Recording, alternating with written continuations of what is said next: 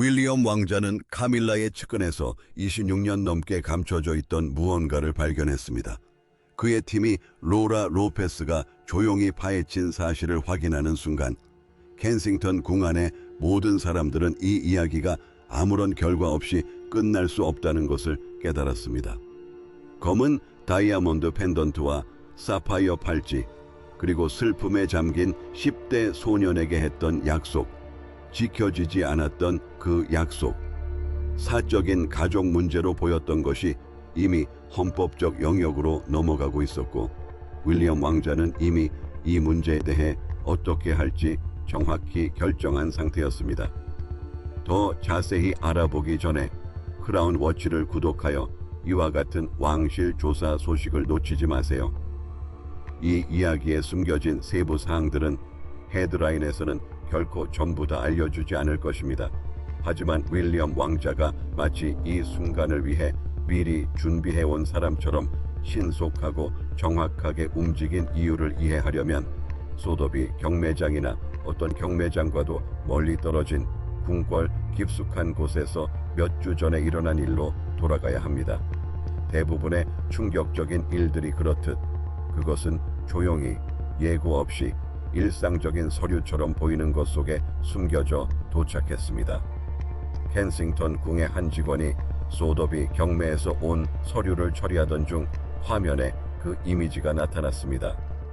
일반적인 카탈로그 사진, 평범한 배경에 놓인 두 점의 보석, 개인 감정을 위해 준비된 이미지, 일반인 이름으로 등록되어 특별한 표시가 없는 사진이었지만 그 방에 있던 누군가는 그것을 즉시 알아봤습니다. 최근에 본 적이 있어서가 아니라 20년 넘게 보지 못했고 다시는 어디에도 나타나서는 안 될 보석이었기 때문입니다. 15번째는 가는 체인에 매달린 블랙 다이아몬드 펜던트였는데 그 세팅은 특정 시대의 것이 분명하게 드러났다. 두 번째는 사파이어 팔찌였는데 정교한 세공이 돋보이는 이름 없는 빈티지 장신구 범주에 속하지 않는 종류의 작품이었다. 두 보세옥 모두 공개적으로 착용되었고 사진으로 찍혔으며 설명이 필요 없는 이름과 연결된 궁궐 기록에 존재했습니다. 다이애나 공주의 보석 담당 직원은 소더비에 형식적인 답장을 보내지 않았습니다. 그들은 사진을 보관하고 넘어가지 않았습니다. 그들은 전화를 받았다. 몇 분 만에 그 사진은 봐야 할 사람들에게 전달되었다. 1시간도 채 되지 않아 켄싱턴 궁 안의 분위기는 완전히 바뀌었다. 시끄러운 소리도 고성이 오가는 소리도 밖에서 눈에 띄는 위기의 징후도 없었다. 다만 궁에 익숙한 사람들은 무언가 크고 의도적인 움직임이 시작되기 직전의 고요함을 알아차릴 뿐이었다. 윌리엄 왕자는 사진을 보고 한참 동안 바라보았다. 그는 카밀라에게 전화를 걸지 않았다. 가족 간의 비공식적인 대화를 요청하지도 않았다. 외교적인 설명이나 조용한 해결을 요구하지도 않았다. 그는 왕실의 가장 민감한 사안을 담당하는 로퍼민 페로앤코, 퍼러앤코의 법률팀에 단 한 통의 전화를 걸었고 이어진 대화는 탐색적인 것이 아니었다. 그 시스템은 작동 중이었다. 소더비 카탈로그 항목에 적힌 이름은 카밀라의 딸인 로라 로페스였고 그녀가 경매에 가져온 작품들은 민간 소유물로 그녀의 이름으로 등록되어 있었다. 특별한 점도 없고 눈에 띄는 점도 없었으며 무엇을 보고 있는지 정확히 모르는 사람이라면 누구도 의심할 여지가 없었다. 하지만 바로 그 점이 문제였다. 켄싱턴 궁의 누군가는 무엇을 보고 있는지 정확히 알고 있었다. 겉보기에는 사적인 감정처럼 보였던 것이 법적으로는 훨씬 더 심각한 문제였다. 특히 오랫동안 왕실 재산 등록부에 등재되지 않아 현대적인 기록이 사실상 없는 작품들을 민간인 이름으로 공식 등록하는 것은 개인 소유권을 합법화하는 결과를 초래할 수 있었다. 왕실 혈통이라는 사실이 극적으로 삭제되는 것은 아닙니다. 단지 공식 기록에서 사라질 뿐입니다. 일단 보세옥들이 사유재산으로 문서화되면 어떤 법적 수단을 통해서든 되찾는 것은 기하급수적으로 더 복잡해진다. 윌리엄은 이를 이해했고 그의 법률팀도 이를 이해했다. 그리고 그 후 조용하고 차분한 시간 동안 관련된 모든 사람들에게 한 가지 사실이 분명해졌다. 이것은 오해가 아니었다. 부주의도 아니었다. 이것은 계획이었고 단 하나의 경매 카탈로그 항목만 빼고 모든 것이 완벽하게 맞아떨어졌다. 하지만 보석은 빙산의 일각에 불과했다. 그 사진이 도착하기 몇 주 전에 윌리엄이 이미 시작했던 일은 훨씬 더 큰 이야기를 담고 있었다. 카밀라의 측근들은 이제 막 그 이야기를 이해하기 시작한 참이었다. 소데오비에서 사진이 도착하기 몇 주 전 궁궐 안에서는 이미 무언가 변화가 일어나고 있었다. 조용하고 구조적인 변화였으며 대립보다는 재정적인 측면에서 드러난 변화였다. 5월 윌리엄 왕자는 왕실 소유 부동산 관리 체계 내부 사람들이 표면적인 의미 이상의 심오한 뜻을 즉시 알아차릴 만한 결정을 내렸다. 그는 코널 공국의 전체 상업용 부동산 포트폴리오의 20세트를 매각했다. 그 규모는 결코 적지 않았다. 이내은 단일하고 조직적인 움직임으로 활발한 시장에서 약 5억 파운드가 빠져나간 것이었습니다. 공식 성명은 간결했습니다. 지역 주택 개발 사업, 지역사회 재투자, 책임감 있고 관대하게 들리는 표현들, 비판보다는 호응을 불러일으키는 헤드라인이었다. 하지만 궁궐 내부 공장령의 토지 관리 시스템이 실제로 어떻게 돌아가는지 잘 아는 고문들과 재정 담당자들의 반응은 썩 호의적이지 않았다. 그것은 알아차림이었다. 수년, 어떤 사람들의 말에 따르면 20년 이상 동안 사설 신탁과 민간 자금으로 이루어진 네트워크가 왕실 재산의 재정 구조의 회색 지대에서 운영되어 왔다. 단순히 불법적인 행위는 아니었지만 왕위 계승 서열이 아닌 카밀라 측근들에게 조용히 불을 몰아주는 방식이었다. 이러한 장치들은 점진적으로 신중하게 그리고 특별히 찾아보지 않는 한 눈치채지 못하도록 설계된 방식으로 구축되었다. 윌리엄은 특별히 그들을 찾고 있었고 단 한 번의 계획적인 자금 이동으로 그들을 완전히 차단해 버렸습니다. 협상도 전환 기간도 원만한 퇴진을 위한 비공개 대화도 없었습니다. 그는 단순히 자금 지원을 중단했고 그 방식에 담긴 메시지는 해당 펀드들이 어떤 용도로 사용되어 왔는지 아는 사람이라면 누구든 오해할 여지가 없었습니다. 그의 참모들이 그에게 경고했었다. 그들은 왕실과 카밀라 측이 이것을 고의적인 공격으로 받아들일 것이라고 직접적으로 말했는데 실제로도 그것이 고의적인 공격이었기 때문이다. 그들은 그에게 그것이 궁궐이 수년간 공들여 관리해 온 관계에 심각한 균열을 초래할 것이라고 말했습니다. 또한 그 여파가 재정적인 문제에만 국한되지 않을 것이라고 경고했습니다. 윌리엄의 반응은 대체로 간결했습니다. 공장령의 자원은 사적인 이익을 위해 존재하는 것이 아니라 공장령 구성원들을 위해 봉사해야 한다는 것이었습니다. 이미 결정은 내려졌고 타협안은 애초에 없었기에 제시되지 않았습니다. 클래런스 하우스 내부에서는 그 움직임이 즉시 감지되었다. 재정 고문들이 전화를 걸기 시작했다. 비오비율 타임은 구조적 위험 노출 정도를 검토하기 시작했습니다. 그리고 20년 동안 궁정 정치에 대한 거의 비할 데 없는 직감을 키워온 카밀라는 방금 일어난 일의 규모가 결코 평범하지 않다는 것을 이해했습니다. 그녀가 아직 완전히 이해하지 못한 것은 재정적인 조치가 주된 행동이 아니었다는 점이었다. 그것은 준비 과정이었다. 윌리엄은 보다 구체적인 무언가를 위한 법적, 제도적 기반을 구축해왔으며 5억 파운드 규모의 구조 조정은 진정한 대결이 시작되기 전에 깔아놓은 기초 작업에 불과했습니다. 그 대립은 재무 문서나 언론 발표를 통해 예고되지 않을 것이다. 런던의 한 경매 회사의 카탈로그 이미지 형태로 나타날 것이다.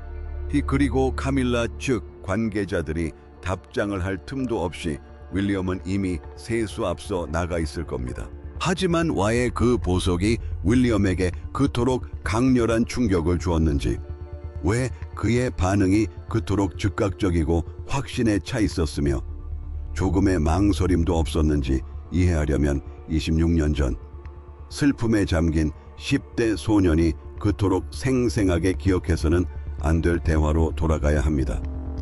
때는 2000년, 윌리엄은 16살이었습니다. 솔직히 말해서 그는 여전히 슬픔에 잠긴 10대였고 깔끔하게 드러나고 사라지는 것이 아니라 조용히 영구적으로 허락도 없이 모든 것을 바꿔놓는 특별한 종류의 상실감을 헤쳐나가고 있었습니다. 어머니가 돌아가신 지 3년이 지났습니다. 세상은 어느 정도 앞으로 나아갔지만 윌리엄은 아직 그럴 시간이 아니었습니다. 그 기간 중 어느 시점에 윌리엄은 한 장의 사진을 발견했습니다. 정확히 어디서 어떻게 발견했는지는 완전히 공개된 적이 없지만 그 사진에 담긴 내용은 그 이후로 모든 것의 중심이 되었습니다. 사진 속 다이애나는 검은 다이아몬드 펜던트와 사파이어 팔찌, 2개의 보석을 착용하고 있었는데 그는 그것들을 알아보았다. 그 보석들은 단순한 기록이 아닌 개인적인 추억이 담긴 특별하고 대체할 수 없는 무게를 지니고 있었다. 그는 그것들에 대해 물었다.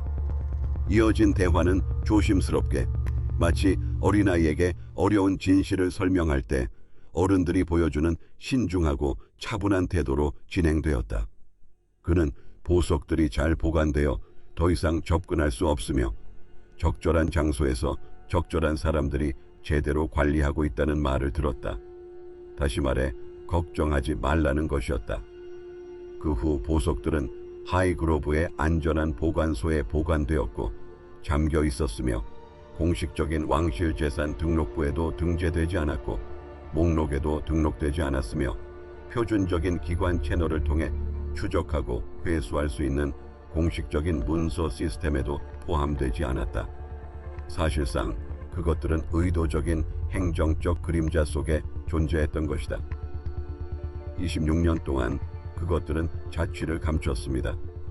공개적으로도 경매 기록에도 공식 목록에도 윌리엄이나 그의 대리인이 이것들은 여기에 있어야 하는데 지금 있어야 할 곳에 없다라고 말할 수 있는 어떤 곳에도 없었습니다.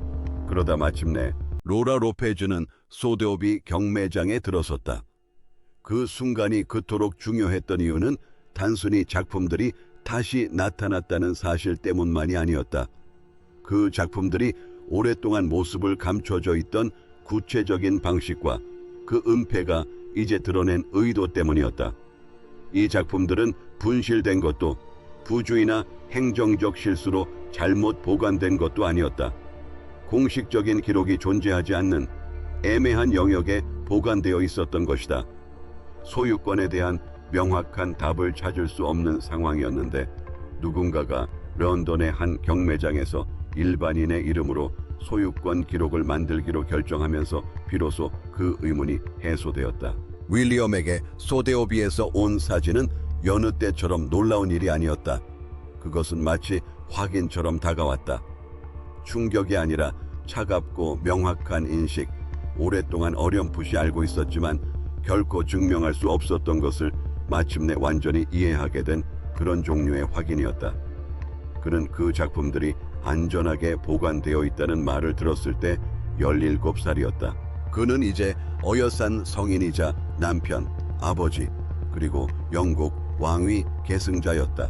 이번에는 그에게 걱정하지 말라고 말할 권한을 가진 사람이 아무도 없었지만 무슨 일이 일어났는지 아는 것과 그에 따라 행동할 법적 근거를 갖는 것은 별개의 문제였다.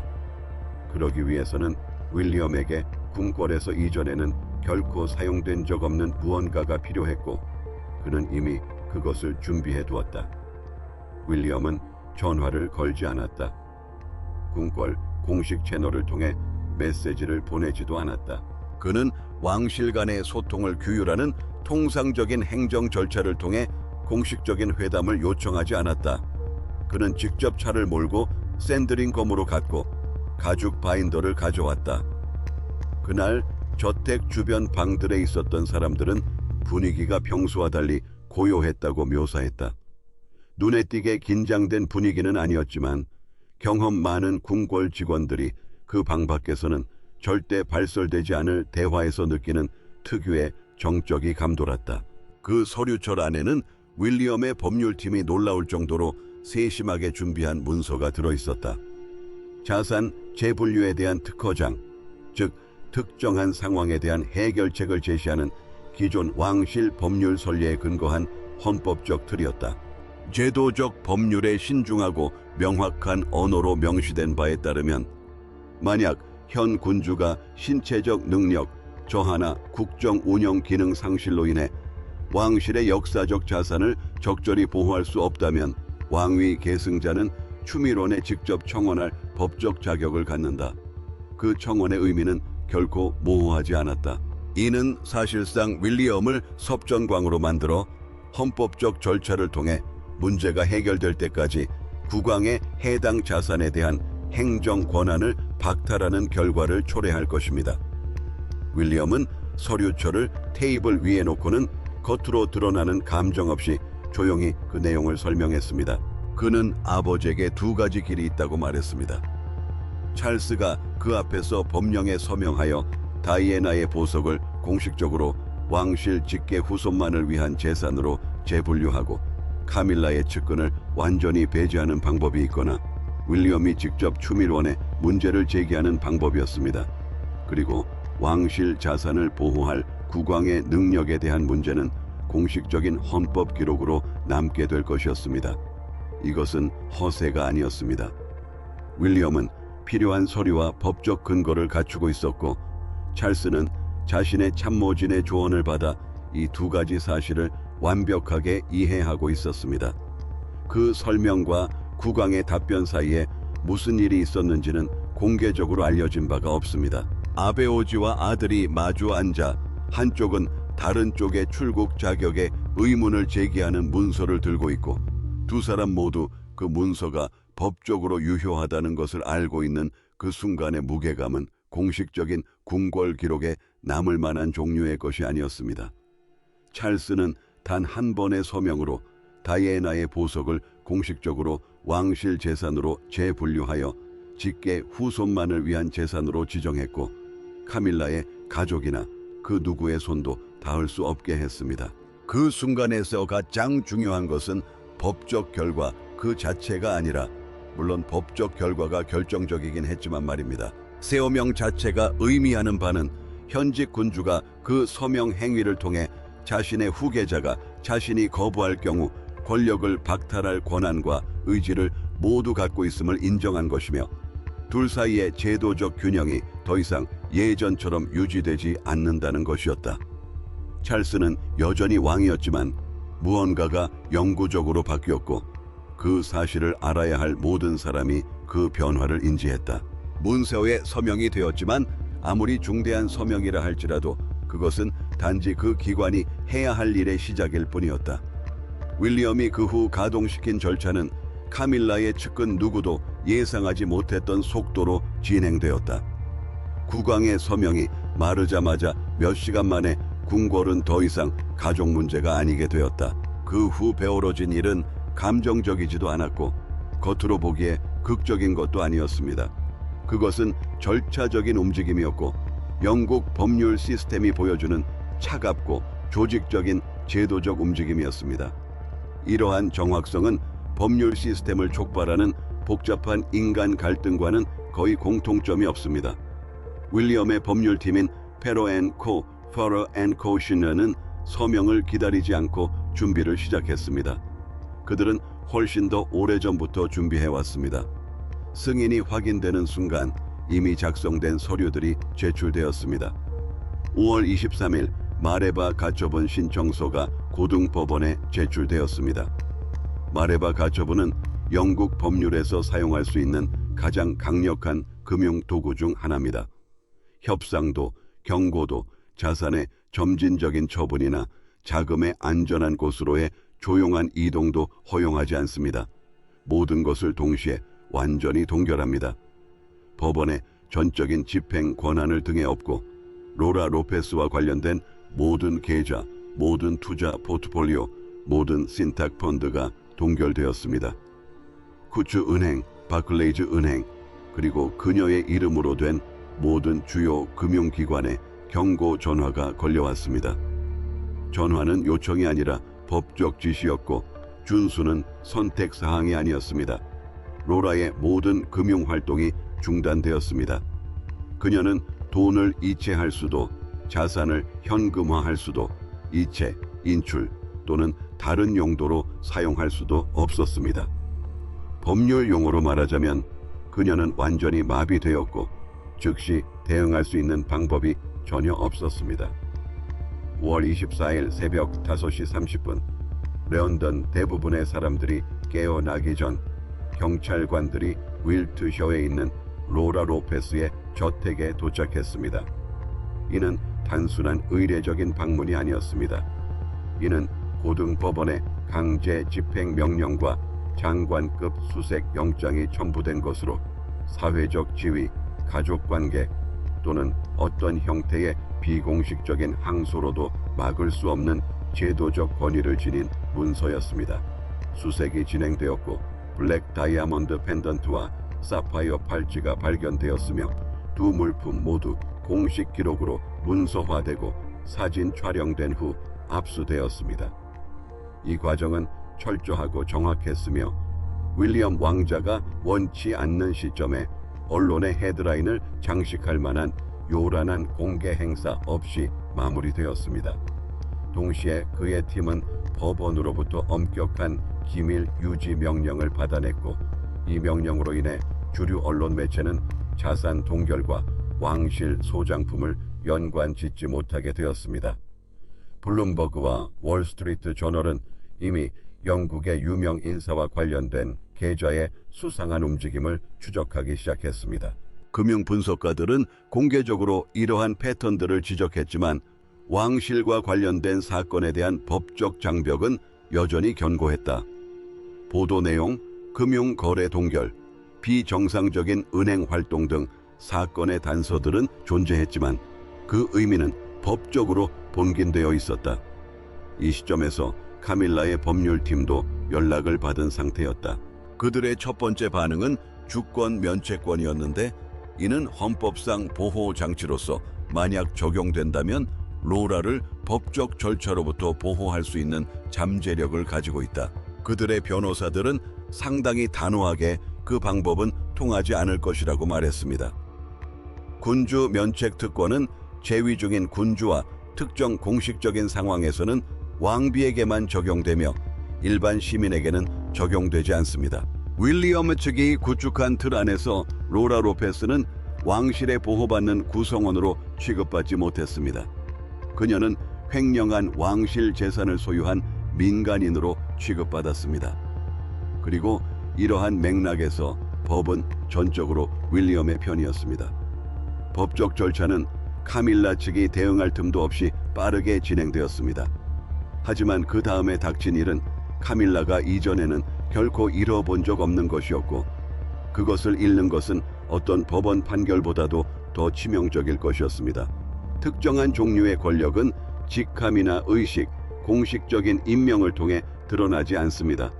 그것은 접근성, 전화를 걸어 적임자를 연결하고 적절한 기자에게 조용히 말을 걸어 여론을 조작하고 이야기가 자신을 지배하기 전에 이야기를 통제하는 능력에서 드러납니다. 20년 동안 그것은 카밀라의 가장 강력하고 믿음직한 무기였지만 5월 24일 아침 윌리엄은 그 무기를 완전히 빼앗아갔다. 왕실이 영국 언론과 소통하고 관리하고 필요할 때는 방향을 전환하는 데 사용하는 제도적 장치인 버킹엄궁 언론 담당 부서는 소통이 전면 중단되었다. 성명도, 배경 브리핑도, 우호적인 기자들과의 비공식적인 대화도, 신중하게 다듬은 부인 성명도, 켄싱턴 궁의 직접적인 승인 없이는 그 어떤 것도 외부로 발표할 수 없었다. 20년 동안 왕실에서 가장 대중적으로 미움받는 인물에서 바로 이런 종류의 조용한 언론 관리 기술을 끈질기게 연마하여 어느 정도 수용 가능한 인물로 변모해온 카밀라에게 이 침묵은 단순히 불편한 정도가 아니라 존재의 위협이었다. 카밀라는 왕실 내에서 자신의 위치가 단순히 법적 직함이나 왕실 임명에 따른 것이 아니라는 것을 항상 이해하고 있었다. 그것은 대중의 인식을 관리함으로써 오랜 시간에 걸쳐 신중하게 구축해온 것이었다. 그녀는 수년간의 적대감을 견뎌냈고 기다렸고 일했고 이야기를 만들어냈고 적절한 언론사에 적절한 사람들과 관계를 쌓았으며 점진적으로 고통스러울 정도로 점진적으로 대중의 동정심의 변두리에서 보다 안정적인 위치로 나아갔다. 윌리엄은 누구보다 이 사실을 잘 알고 있었고 바로 그 때문에 그가 가장 먼저 그 일에 맞섰던 것이다.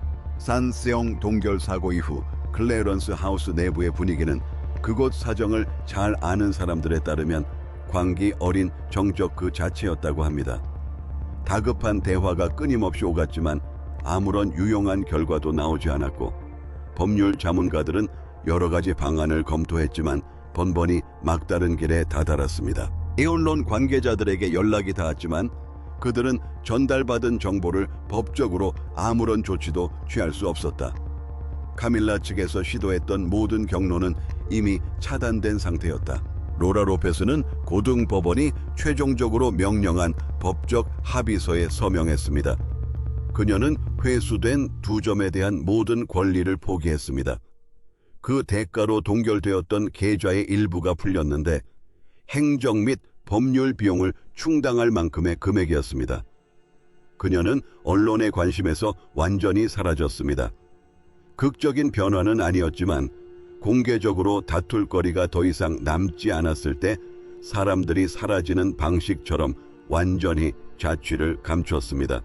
6월 14일 고등법원의 명령이 공식적으로 마무리되자 윌리엄 왕자는 성명을 발표했습니다. 그의 어조는 차분하고 조용했으며 전혀 과장되지 않았습니다. 그는 어머니의 유산은 흥정하거나 그 역사를 은폐할 수 있는 상품이 아니며 이미 경계가 정해졌다고 말했습니다.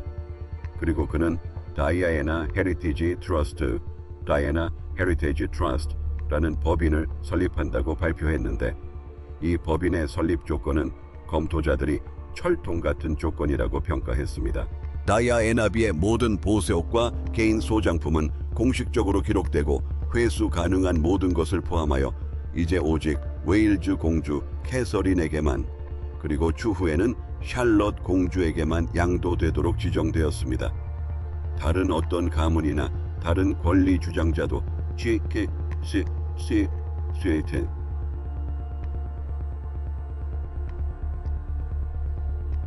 직계 후손을 통해서만 접근할 수 있는 유일한 경로가 마련되었습니다.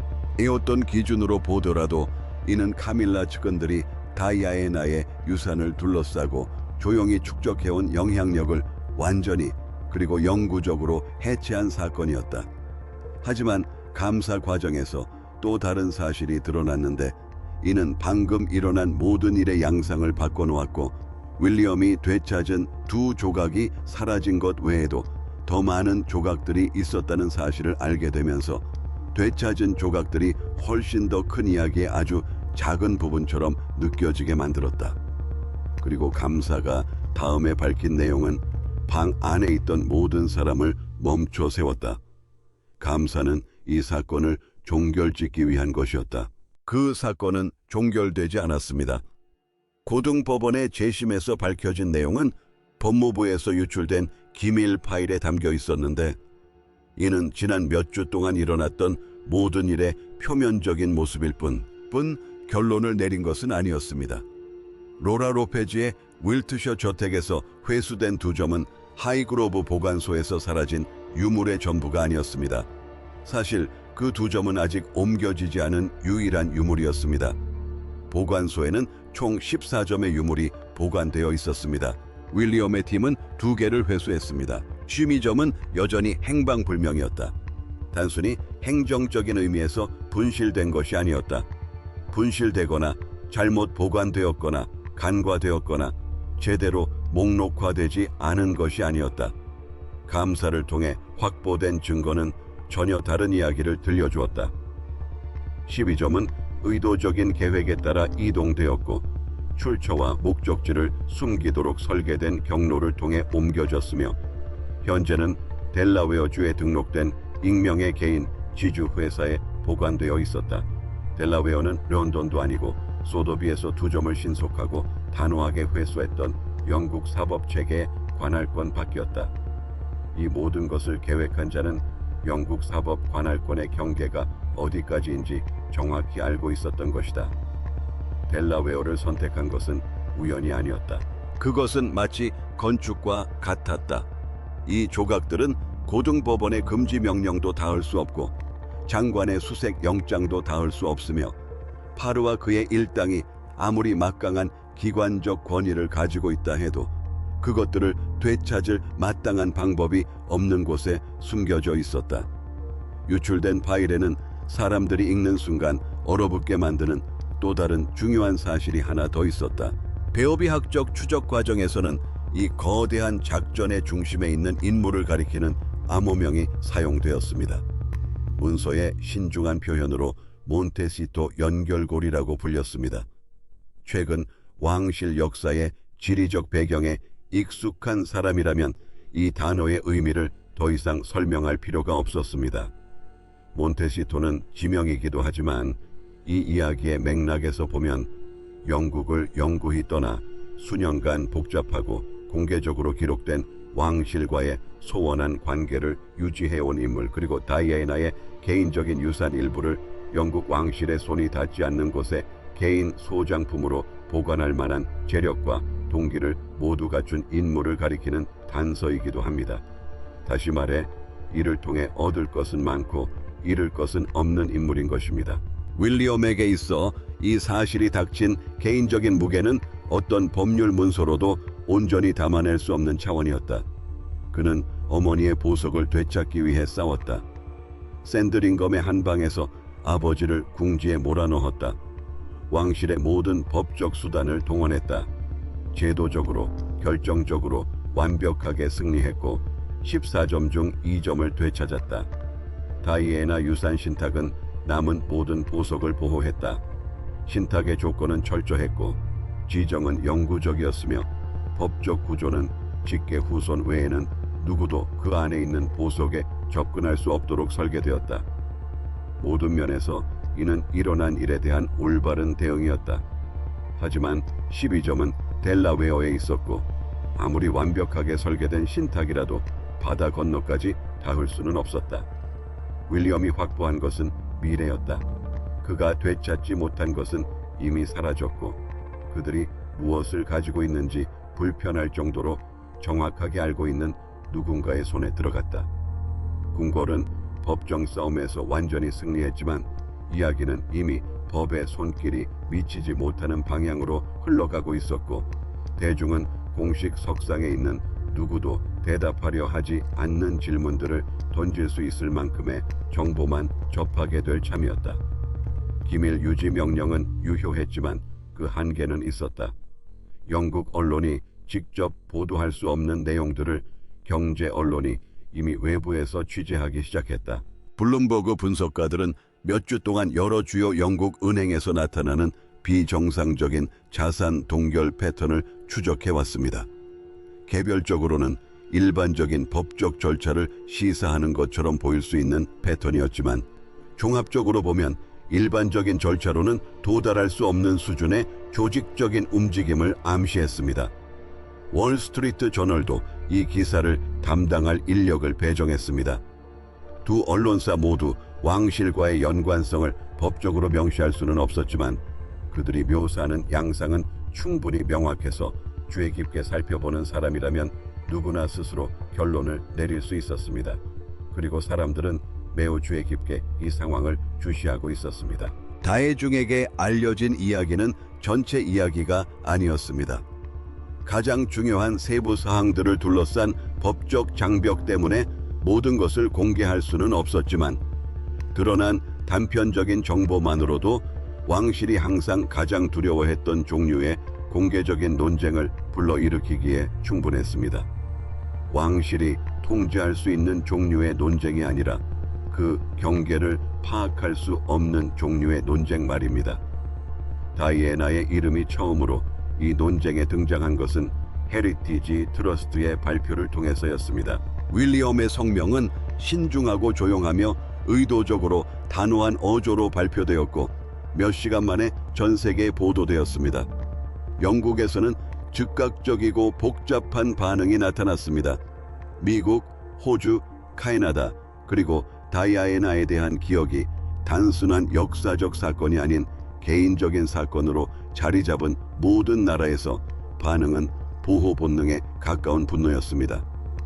그녀의 보석들이 20년 넘게 행정적 그늘 아래 보관되어 국경을 넘어 이동되었을 가능성도 있으며 심지어 그녀의 아들들조차 접근할 수 없는 곳에 보관되었다는 사실은 이에 반응한 사람들에게는 추상적인 헌법사적 문제가 아니었습니다. 그것은 직접적으로 느껴지는 문제였습니다. 왕실 전문가들과 헌법사학자들은 자신들이 편안하게 답변하기 어려운 질문들에 직면하게 되었습니다. 왕위 계승자와 건강이 악화되는 군주 사이의 관계, 그리고 왕위 계승자가 군주에 대한 실질적인 권한을 청구할 수 있는 정확한 법적 근거는 최근 들어 공개적으로 논의된 적이 없었습니다. 왕위 계승법을 전문으로 하는 학자들이 갑자기 국제 방송에 등장하여 구체적인 내용을 확인할 권한이 없는 상황에서 조심스럽게 주변적인 이야기만 늘어놓았습니다. 대중이 제기한 질문들은 복잡하지 않았다. 공식적인 경로를 통해서는 도저히 답변할 수 없는 질문들이었다. 몬테시토와의 연관성은 무엇이었을까? 궁궐은 왜 사라진 12점의 유물에 대해 공개적으로 언급하지 않았을까? 고등법원이 2점의 유물에 대해 그렇게 단호한 조치를 취했다면 나머지 12점에 대해서도 같은 법적 절차를 밟지 않을 이유는 무엇일까? 그리고 이 모든 질문들 아래 깔려있는 말로는 드러나지 않았지만 분명한 질문은 누가 해외에서 이 모든 일을 얼마나 오랫동안 조율해 왔는가 하는 것이었다. 클래런스 하우스는 아무런 답변도 내놓지 않았다. 켄싱턴 궁의 성명은 윌리엄 왕자가 발표했던 그대로 유산과 경계에 대한 단 하나의 문단으로 대화를 유도하기보다는 최종적인 입장을 표명하려는 의도였다. 궁의 침묵은 우연이 아니었다. 다른 모든 면에서 이미 법적 절차를 통해 하고 싶은 말을 모두 전달한 기관에게 남은 유일한 통제 수단이었기 때문이다. 하지만 국제 언론과 금융 저널리즘 시대에 침묵은 단순히 침묵을 지키는 것과 같지 않다. 그것은 단지 대화가 그가 따라갈 수 없는 방향으로 흘러갔다는 것을 확인하는 궁에 선호하는 방식일 뿐이다. 그리고 윌리엄 왕자는 그 후 아무 말도 필요 없는 행동을 했다. 그가 다음에 전달한 메시지는 애초에 입 밖으로 나올 의도가 아니었기 때문이다. 영국 왕실 내부에는 모든 사람이 이해할 수 있도록 의도된 것이 아닌 정확히 필요한 사람들만이, 그리고 단 한마디의 말도 없이 완벽하게 이해할 수 있도록 의도된 순간들이 있다. 고등법원의 명령이 내려진 지 몇 주 후 윌리엄 왕자와 캐서린 왕세자비는 공식 석상에 함께 모습을 드러냈다. 그 행사는 달력 기준으로 보면 특별할 것 없는 평범한 행사였다. 1년 내내 왕실 일정을 채우는 예정된 공식 석상이었고 예상대로 관리, 고위 인사, 그리고 그들이 보는 모든 것을 기록하는 것이 임무인 언론인들이 참석했다. 하지만 그날 저녁 캐서린이 착용한 것은 평범하지 않았다. 그녀의 손목에는 마치 아주 신중하게 고려한 후 착용한 듯한 조용하고 의도적인 위치에 다이애나의 보석이 자리 잡고 있었다. 윌트셔에서 발견된 사파이어 팔찌도 압수되어 공식적으로 재분류된 블랙 다이아몬드 펜던트도 아니었다. 바로 다른 보석이었다. 항상 정식으로 기록되어 왔고 공식 기록에서 벗어난 적이 없으며 어떤 법적 모호함도 없이 훗날 여왕이 될 여인의 손목에 정확히 자리 잡고 있는 보석이었다. 이 아무래온 발표도 없었습니다.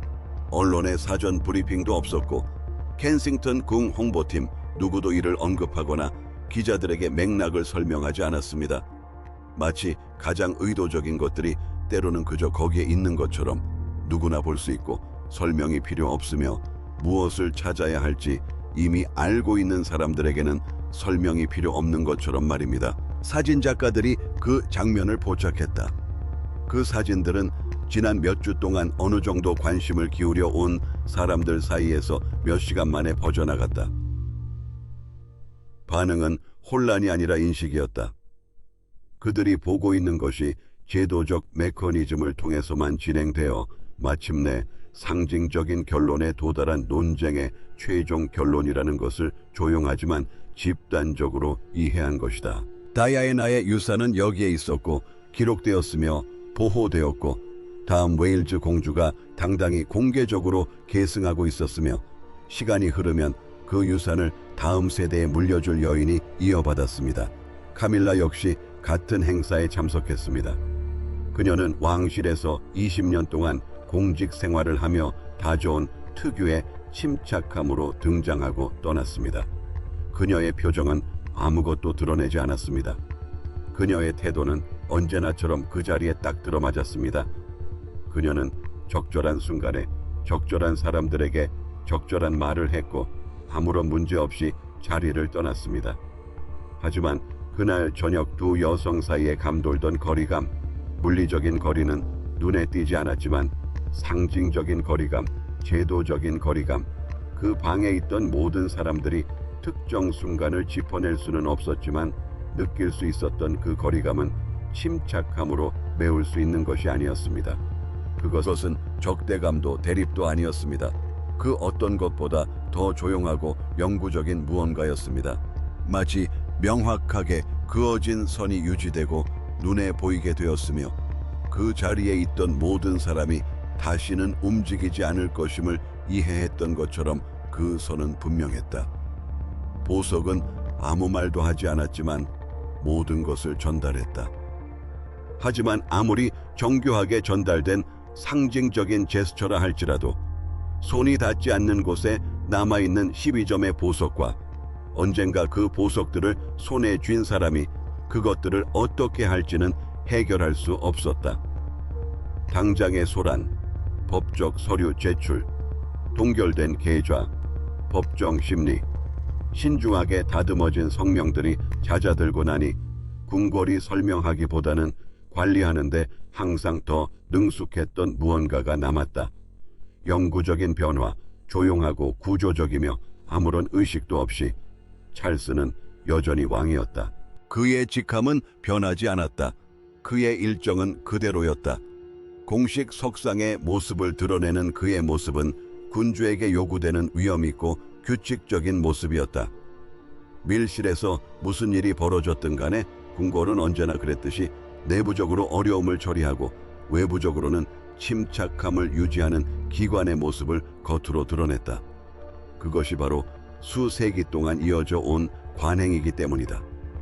그러나 실질적인 권력의 구조 내부, 실제 결정이 내려지는 방들, 권력의 실체를 이해하는 참모들의 대화 속에서는 돌이킬 수 없는 변화가 일어났다. 왕은 아들의 압력에 못 이겨 문서에 서명했다. 그 서명을 통해 그는 후계자가 만약 국왕의 자산이 보호되지 않는다면 자신에게서 행정 권한을 박탈할 법적 지위와 개인적인 결의를 모두 갖추고 있음을 인정한 것이다. 그것은 과거에만 존재하는 순간이 아닙니다. 그것은 이후의 모든 대화, 모든 결정, 두 가문 간의 모든 협상을 재구성하며 결국에는 두 가문 모두의 참여를 필요로 하게 됩니다. 윌리엄은 공개적인 승리를 필요로 하지 않았습니다. 그는 결코 그런 승리를 추구한 적이 없었습니다.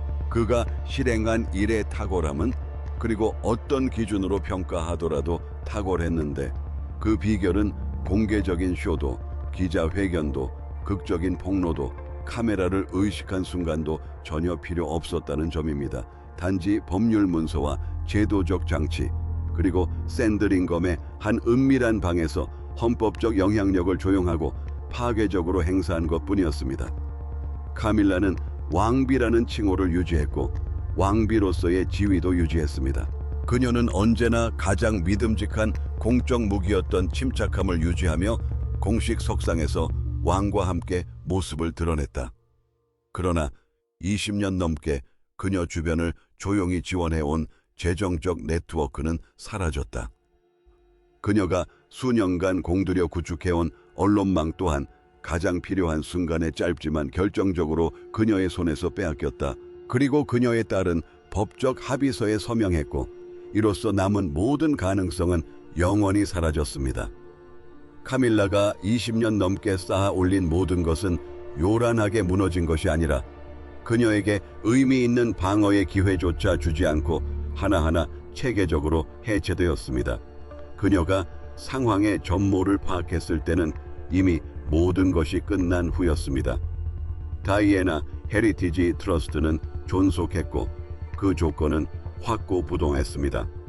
캐서린은 다이애나의 유산을 이어갈 것이고 샬럿은 그녀 이후에 그 유산을 물려받게 될 것입니다. 상속권은 법적으로 확정되어 외부인의 호의나 협력 또는 향후 협상이 전혀 필요하지 않았습니다. 그리고 12점의 유물은 델라웨어에 남아 있었습니다. 이야기는 여기서 끝나지 않습니다. 회수된 펜던트도 안전하게 기록된 사파이어 팔찌도 궁궐이 결코 입 밖에 내지 않을 모든 것을 전달하는 상징적인 모습도 아닌 유출된 정부 문서에 등장하는 코드명과 연결된 익명의 보관 회사에 있는 12점의 유물 때문입니다. 그 회사는 유물을 무기한 보관할 자원과 이유를 가진 누군가를 고용하고 있습니다.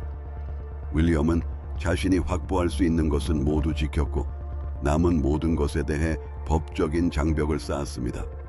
하지만 어떤 것들은 일정 거리를 벗어나면 다시 돌아오지 않습니다. 2점은 고향으로 돌아왔지만 나머지 12점은 돌아오지 않았습니다. 그리고 그 두 가지 사실 사이에 침묵 속 어딘가에 꿈꿔 원업 궁궐이 수년간 고심 끝에 공개할지 말지를 결정하게 될 이야기가 담겨 있습니다.